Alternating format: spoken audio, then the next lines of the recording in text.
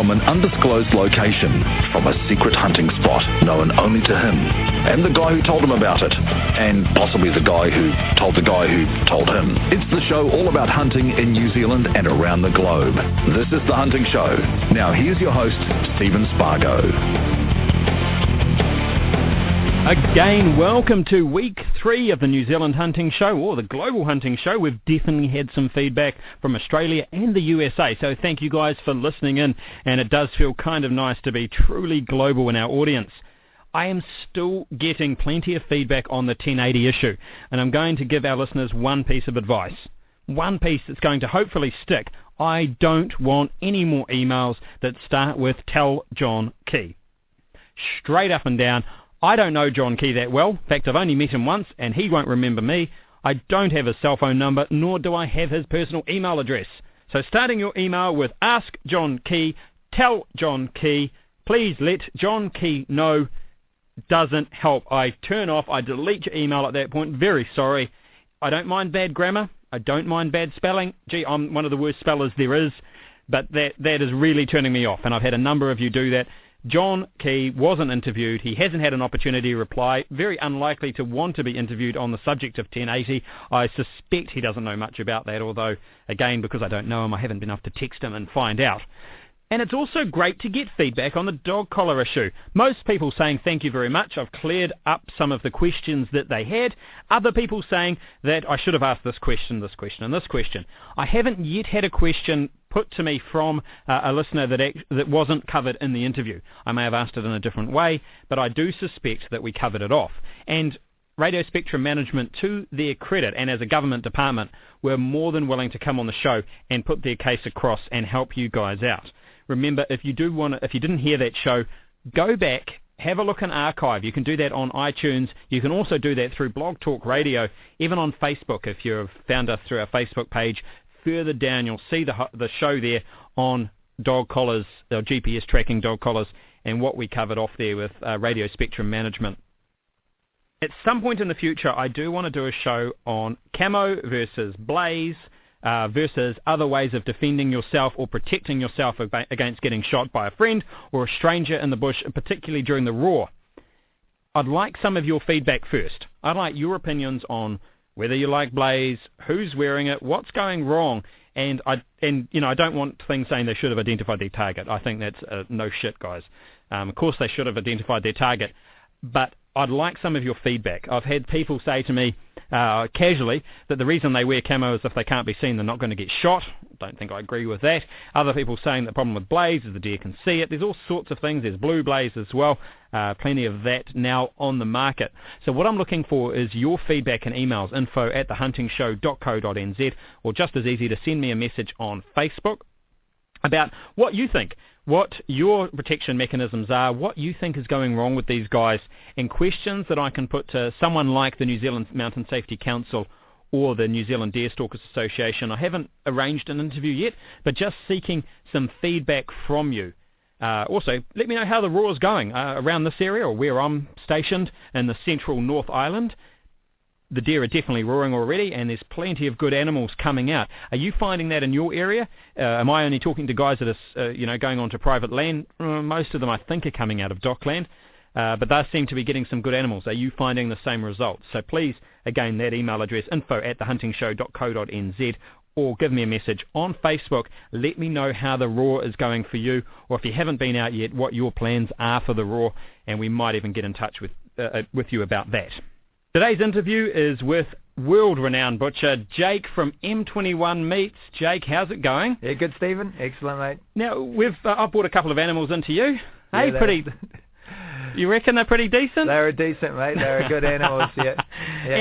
And I suppose the first question is, you guys have been doing, not everyone knows that you're taken home killed. Yeah, if they come into us skinned and gutted in a decent condition, not flame blown or anything like that, we'll take it in, and we can do salamis, sausages, cut them into steaks. If you talk really nicely to me, well, then I'll even hang it in the fridge for a while. But we won't process anything that hasn't been aged and won't come back to you in a good condition.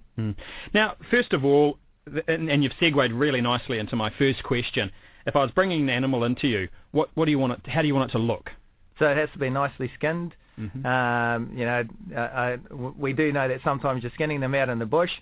So if you keep them nice and clean and they come in, we've got a designated area in the butchery, which we only do the home kills in the afternoons. And yeah, just be more than welcome to come in and have a chat to the guys. If you're unsure about it, I'll have a look at it, and yeah, we'll go from there. So have you got any tips? I've just shot an animal. How can I keep it in the best possible condition? So you're getting it in the best possible condition, so then the meat that comes back to me is again in the best possible condition and tastes great. Well, if you can do a headshot, would be quite would be ideal. Yeah, so but that's not possible all the time. And just make sure your dogs don't rough it up too much if you're getting a pig. And also, if you can, you know, take it to a nice, you know, clear area. Yeah, you know, so you know, so it's, you know, not getting any grub or anything on that, like that on it. Keeping it nice and clean. And when you skin it, you know, I know you might be in a hurry or something like that, but even if you could take a little bit more time, just take the skin off nicely. You know, make sure you don't get any, you know, grass or anything on it. Now, there's a couple of guys, or there's a few guys that I know listen that haven't had a lot of hunting experience. You know, they're just getting into it. You got any decent ideas for how to skin an animal? Is it easier to do it straight away, let it hang for a while? What do you say when people say, well, how do I skin an animal correctly? Okay, so the easiest way, probably, you know, gut it out there. You know, if you're going to break it down and carry it out, or, you know, leave the skin on it, obviously, and then if you can get it home, you know, chuck it up on a hook is always the best way. Yeah. So you say leave it on a hook, say 24 hours before you skin it, or? Yeah, 12 hours is even, you know, handy. 24 hours is even better. Yeah, but if you could skin it straight away, the skin, the pelt does come off a lot easier. Yeah, I've always been a bit wary. The last animal I brought into you, for example, I'd shot the night before. It had stayed in a nice cool shed that has got a hook, so it was hanging overnight. Even then, the next morning, starting to get a little bit hot. I was very wary about keeping it in that shed for too long. Yep. So I brought it straight down. How long can I keep it in hanging at home before I need to bring it into a decent butcher like yourself? Yeah, well, you don't want it to be hanging in a too warm area. Definitely not with flies around. Yeah, right. Yeah, you're going to make sure that it's, you know, even if you could chuck some mutton cloth over it, something like that, just to make sure you're keeping the flies off it. Yeah, but yeah, I recommend the earlier the better. You can get it into the fridge. Yep. Yeah. And yeah, there's this other thing about bone taint. Yep. That I hear about, and I've never experienced that personally. I've always probably just done things right. But what is bone taint, and how long does it take? Or give me some ideas. Okay, I've only ever come across this twice. Now, remembering the story, a guy had come to see me about a venison that he had got and done at another place, and they said that it had been moonstruck. It was something like that. That's all up for debate, though, isn't it? Yeah, it is very up for very up for debate. But then I asked them to bring it in and show me, and it was just like bone taint. And what is bone taint? When they use that expression, what are they saying? Okay, so so my knowledge of it is that the marrow within the bones is going rotten, and that's what it smells like. And especially within the joints of, like I've only seen it in legs. Yeah, because interesting you say that, because one of the ways I was told to get rid of bone taint or prevent it, if you think you're going to leave, if it's a full moon, again, it's all very... That is very... But funny enough, I still do it. There's a couple of pigs have stuck, and I've actually broken the knuckle joints on a full moon night. And I don't even know if that's true, but I don't want to risk, you know, losing all that meat. No, definitely. So would breaking the joints help prevent that? Yeah, it must do. And it's you're absolutely right. You're better safe than sorry. Yeah. You know, it may be an old witch's tale, but still, if it's working for you, keep on doing it. I wonder whether it is something to do with temperature. Yep. Do you think? Yeah, it could be. You know, without breaking the joint, it could stay a lot warmer within the joint. You know, there's not the circulation there, I suppose, but yeah. Sorry to put you on the spot. It is. Yeah, like I said, I've only seen it twice. Ever seen it twice before, and it was definitely bone taint. You hear the guys talk about the meat just tasting absolutely terrible when it happens. Yeah, and can you smell it? Yeah, you can smell it. Okay. Yeah, you can smell it. It just smells off. Yeah, Yeah. okay. So now we're coming into the raw. Is there any particular deer that tastes better than the others, or because they do taste a little bit different? They do taste a little bit different. I don't know. You might be able to tell me because I like a big red, Yeah, big red. I think just tastes absolutely fantastic. Yeah. Not as strong as some of the smaller animals, but yeah, for sure. Well, your different animals taste differently, so you're going to treat them a little bit differently as well. So when you bring them in, like you say, you can have a nice red that can be aged and taste really nice and have a nice the nice venison flavour as well. Where some of the other animals, the small animals won't have as much flavour. So, then you maybe want to just put them into salamis or something like that. And I think that must be the big advantage of bringing them into someone like yourself. Now, we all know, even a guy like me that does, I like getting the whole animal taken into the butcher, but if I'm 7 or 8 hours walk off my vehicle, I'll take the back straps and that's about it. What are the big advantages of bringing it into a butcher like yourself? One is that it can age a lot longer because it's in a chiller. I don't have a chiller at home. I don't think many people do. But is there any other advantages? Yeah, for sure. Other than being able to butcher it properly. Not that I know you guys out there can't butcher. It's a bit shady. Yeah, but we can cut it into steaks. We've got a vacuum packer there. A couple of vacuum packers there, so we can put it in the vacuum pack bag. Can age for a lot longer and a lot better in a vacuum pack bag. Obviously after you dry aged it. Yeah, and that's something I noticed too. The back steaks I got from you that had been vacuum packed stayed in a fridge. I didn't, they weren't out in the warm, but I've got a meat fridge that I can't hang an animal in, but I can certainly get a fair bit into it. It's all it's for. My wife won't let me put them in the main fridge. Doesn't like the sight of all that meat. But it actually stayed vacuum packed before it started getting bubbles for it must have been 14 days. And then from there, if there was any left and there wasn't much, it was into the freezer. Yeah, for sure. And even when you put it in the freezer, it protects it nicely as well. Now you've got a nice thick vacuum pack bag, which is really handy, and you can see it because it's a nice clear bag, so you can see it aging as well. And it is those bubbles that I look for, isn't it? Yeah. You'll only start getting bubbles when there might be a slight leak in the bag. Oh, okay. Yeah. And there might not be a 100% seal on it, but obviously sometimes in the bag, there might be a little bit of air left in it, and then you'll start seeing those little bubbles. Or bring it into the butcher shop if you're not too handy with a knife. And at M21, pop in, have a yarn. I'm more than happy to run through it. I've run through a couple of times with a couple of hunters how to break down an animal, and it's pretty easy. They've got vertebrae and like you're saying, you can break those hocks there quite easily as well if you know where the right joint is. And going back to the skinning thing, the way I was taught to skin, you guys always give me a bit of grief when I drop it in because there's always that one hairy foot left, and I'm not sure why. It was just the way I was taught, but I don't think there's lots of ways I see people skinning animals. Is there a right way? Is there a way that does it a little bit better? I know one animal particularly I bought and I was a bit embarrassed about one of the legs that I'd skinned. I gave it a bit too much. Is there a better way to do it? Probably the best way to do it is try to do it with a skinning knife. Yeah. There isn't a right way or a wrong way. If you've learned how to do it, do it a good way, then keep on doing it that way. But there isn't a wrong way or a right way. But it does help to have a nice sharp and a proper skinning knife. How do you keep your knife sharp then? Nice stoning. Yeah. Keep it sharp. And just keep it sharp. Because once it's blunt, it takes a lot longer to get it sharp. Now, we all like good tasting meat, Jake. What makes a cut taste better? Wow, salt and pepper definitely when it comes to venison. It just brings the flavours out. I've had a plain piece of venison that's been aged nicely as well, and just a nice salt and pepper. When it comes down to the breaking of it, just making sure that you're cutting across the grain, and the aging of it is really important as well. But those animals that you brought into me, Stephen, dry aging them in the chiller, it makes a big difference to the flavour as well. And then, putting it into the vacuum pack bag just to finish it off. I actually found the meat tasted not as gamey. Would be the feedback I would give you. I've had meat in the middle of the bush that's pretty fresh, and it's gamey, and I'm hungry, so it's gone. Yeah.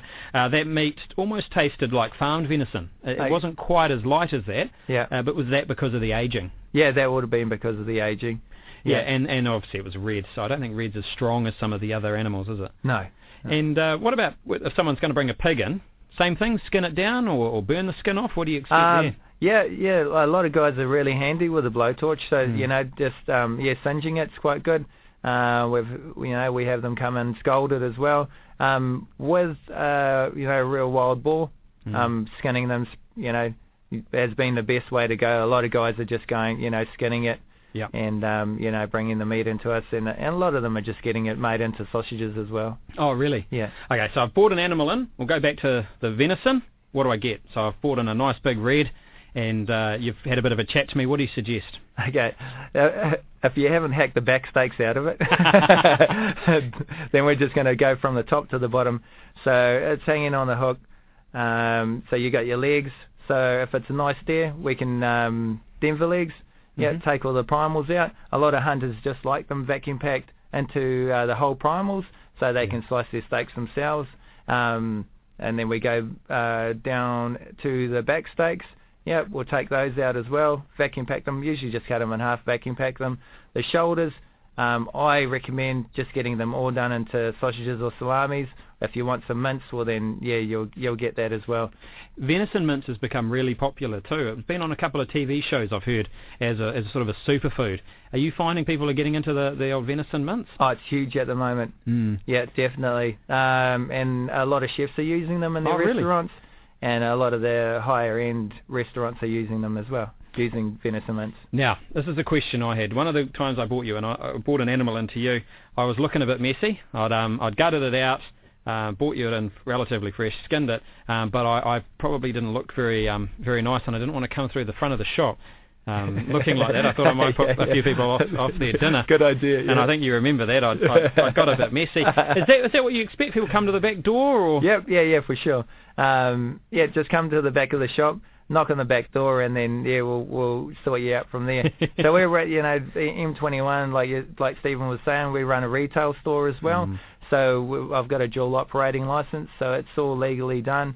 And bring it in the back door. We'll take your name and phone number. Ask you a few questions about it as well. Where did you poach that from? Yeah, just make sure that you got the tags off the ears, and then we'll just go from there. So yeah. And just going forward from that, what is it going to cost? So it costs. So we have a kilo price for the sausages and the salamis. So, like you had a couple of quite big animals, Stephen. So it does. It works on the kilo price. Right. So it is a really economical way of getting your own meat to put in your own fridge as well. It depends what you want to do with it as well. So there's just your charge for your vacuum pack bags, and that's if you want them vacuum packed, and then the weight of the sausages. Yep. And that's about it. I'm glad you didn't commit to any prices there, because this sits on archive forever. So people will be coming in 10 years' time saying, you quoted this price, I just heard you. Now, in the Central North Island here, we're very lucky. We've got some really good home kill butchers all the way around us. Is there anything that puts you out from the rest of them, or anything you do that they don't, or you're much the same? Something that I really pride myself on is making sure that you get a really good product back. And like I said at the beginning of the show, we will age it for you. So if you bring it in and it's fresh, just like you did, Stephen, it's like fresh that night. My suggestion is always, we'll leave it in our fridge, for a week or so.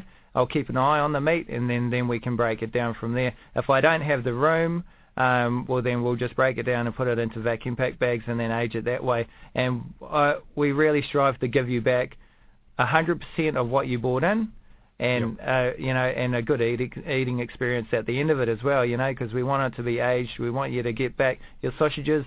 The other cost in it as well would be if we added pork fat to it, pork back fat, just to give give a bit more fat content in your sausages. And the same with the salamis as well, because we want you to get back a good product, and we'll tell you how much the pork fat will be to add into it. A lot of hunters are getting pretty sharp these days, and they'll have a bit of pork trim in there, and they bring a venison in, they'll bring their own in, or even kill a mutton or a hogget and say, oh, can you chuck that in the sausages? And that's a good way to do it, because venison is traditionally quite lean. Okay, so we're talking to people from around the world and also people from around New Zealand. When they go into their local home kill, what should they be asking, and what should they be looking for? I look for cleanliness personally. Yep. Yeah, definite cleanliness, and just making sure that they're going to do all the paperwork. Like they've got a home kill book there. Right. They're going to take your name, your phone number. They're going to ask you, did you get it while you're hunting, and that sort of thing. It's really handy if they've got a scale, and I know this might brass off a few of the guys that are home kill, doing home kill, but if they've got a rail scale there, if they've got a scale, they should have a scale handy. Just ask them to chuck it on the scale. We'll tell the guys if they want the weight. We'll push it onto the rail scale, give you the weight back. We'll tell you how much it weighs, and then you should really be getting back that equivalent, plus if you're getting sausages back. Yeah, obviously less with than the bone bones. weight. Yeah. You can get all your bones back. Like, we give all the hunters their option to get their bones back as well. And you get rid of them too. I mean, for me, I've got no use for the carcass whatsoever, and in fact the times I have sort of hacked away at the animal myself, I've had to get rid of those, Yeah, so we've got our meat home. It's all vacuum packed, nicely done at M21 Meat, and then we're we've eaten what we can in that time, and we've had venison every night, and the wife's sick of it. It's time to put what's left in the freezer. Anything we can do at that stage? You just chuck it in there, or do you slowly put it in? I know that there's some, I've heard that you don't put it all in a chest freeze at once, because the stuff in the middle takes a long time to freeze. Yeah, that's exactly right. So if you've only got a chest freezer, then just lay it flat, and just wait for the first lot that you put in to freeze down. Yeah, and so on. All butchers do it as well. If you want to freeze something down, it's always got to be flat. You can even, if you can put a spacer in between each of the the stuff that you're putting in the freezer, it's even handier. Just so it all freezes down. And then how long can it stay in the freezer for? I've been handed some pretty manky venison out of freezers. It's been there for, I think, not since 1984. I've seen some pretty manky venison come in the back door too. And you know what? We've made it into some really brilliant, beautiful sausages. Oh, good on you. So if like any of you guys that are listening to the show, if you've got some in Taupo, if you've got some venison or something that you think, oh, that's been in there for ages, I'll throw this out. Bring it in. I'll have a look at it. We could make it into sausages for you. But how long is too long? How long is too long? When you start getting 1980 is too long, but a couple of years as you're getting up there. This is a bit off topic, but I used to work in a place that had some venison in the work freezer. We don't know where it come from. We think a customer had dropped it off, and it had been in there coming up 14 years. And every single year on its birthday, because it had a date on it, we used to get on the gas. We used to have a birthday party for the venison. So it's probably still there. It's become this weird tradition for but no one was game enough to eat that. I think heaven that wouldn't make sausages. No. But there must be a length of time. What do you look for? Because it changes colour after a little while, doesn't it? It can even just become freezer burnt, and it just loses everything out of it. So it'll shrink down. It'll and it probably just won't taste very nice. What causes freezer burn? So it's just the dryness in the freezer. Yeah, and just being so cold in there as well, because you're looking at, it must be like minus 18 degrees, 20 degrees. And what does it look like? So it's just really dry, and it depends on what kind of meat it looks like. So it's like a really light. It's almost pink. A grey colour. Yeah, too, isn't it? Yeah, it can go grey. Yeah, the fat definitely can go grey. Yeah. Now, there's not a lot of fat in venison. You're giving me something else to talk about. So you've got to cook it fast. But I know some of the animals, or one of the animals particularly I brought into, had a whole lot of fat. Just lucky, I guess. But does fat make meat taste better? It does. It definitely does when it comes to your pork. Yeah, and your lamb, there's nothing better than the old lamb fat. Yeah, and it's the same with the venison as well. Cooking it nice and fast as well. You really do want to have your venison steaks rare. Yeah, you don't want old boots served up to you. Right. Hey Jake, thank you very much for coming in. You've found my secret hunting spot. Please don't tell anyone about it. Everyone will be out here very soon. But you've been great. Whereabouts can people find you if they are in the Central North Island or even from out of town? They might have come here hunting and they want to drop off some meat to you. So we're Lower Spa Road, the Spargate Shopping Centre. We're open 7 days. Yeah. And if you're bringing something in, come around the back door and just knock on the door and ask for Jake. Yeah, no worries at all. Cool. Next week on the show, we have someone from the New Zealand Women's Hunting Association. From what I can gather, they're a loose association of people. They've got a network, including a Facebook page that they keep up with each other on, and we're going to be talking to them about issues that face female hunters, also stereotypes and bits and pieces like that. So that's going to be well worth tuning into. Please keep sending me feedback. I love getting it. Other than those letters that start with Tell John Key, don't bother with those anymore. I would like your feedback, particularly on this show, about bone taint. Have you had it caused by the moon? Is it a myth? Is it true? What are your theories? And what do you do to prevent it? That might be a nice, interesting thing to talk about at the beginning of next week's show. Remember, you can get hold of me on my Facebook page. Just click that message up the top or email me, info@thehuntingshow.co.nz. Enjoy the raw, guys.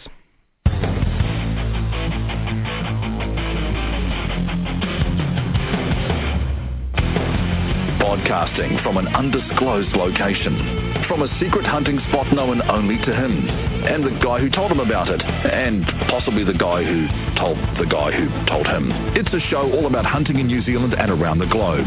This is The Hunting Show. Find The Hunting Show on Facebook and Twitter for up-to-date information on upcoming shows and topics.